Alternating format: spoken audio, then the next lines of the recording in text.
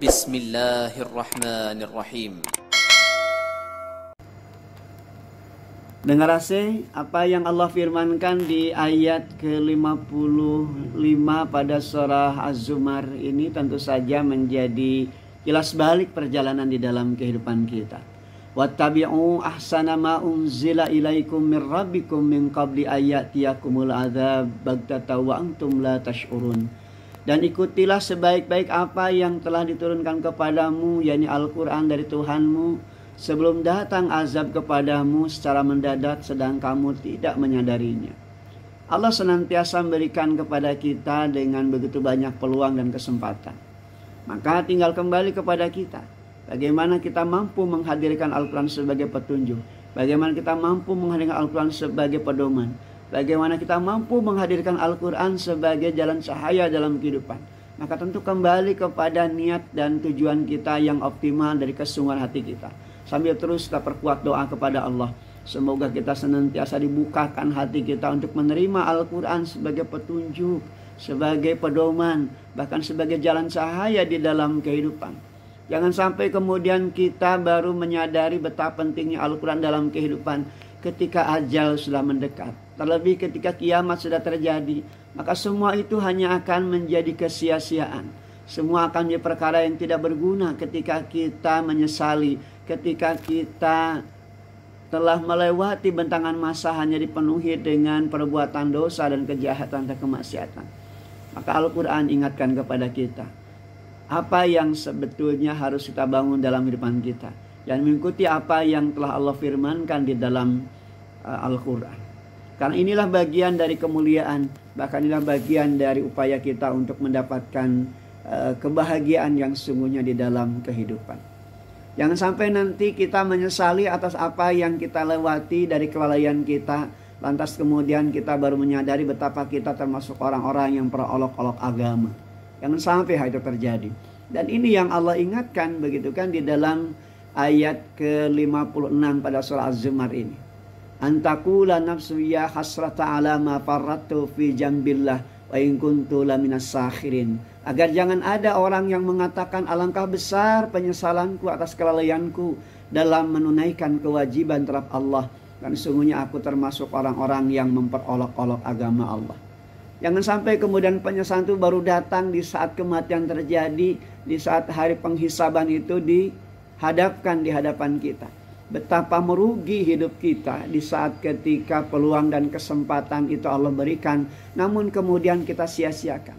Allah menjelaskan bagaimana banyak orang yang kemudian di akhirat nanti menyesali atas perbuatan mereka, atas kelalaian mereka, atas dosa dan kejahatan yang tidak sempat mereka taubati di saat ketika ajal sudah merenggut mereka, di saat ketika tidak lagi ada peluang bagi mereka untuk kembali ke muka bumi. Termasuk dalamnya jangan sampai kemudian kita baru menyadari betapa pentingnya petunjuk di saat ketika Allah Subhanahu wa taala sudah pungkaskan lembaran kehidupan kita dengan kematian kita. Au taqula law anna Allah hadzani lakuntu minal muttaqin. Atau agar jangan ada yang berkata sekiranya Allah memberikan petunjuk kepadaku, tentulah aku termasuk orang-orang bertakwa. Tidak lagi jadi kebaikan bagi kita. Tidak lagi berguna begitu kan, tidak lagi menjadi hal yang akan menguntungkan bagi kita.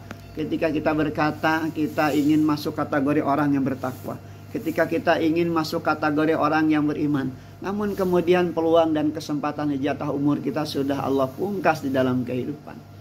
Maka sebelum itu terjadi dalam kehidupan kita, maka upayakanlah kebaikan-kebaikan dalam kehidupan kita. Peluang kesempatan hidup ini harus betul-betul kita optimalkan.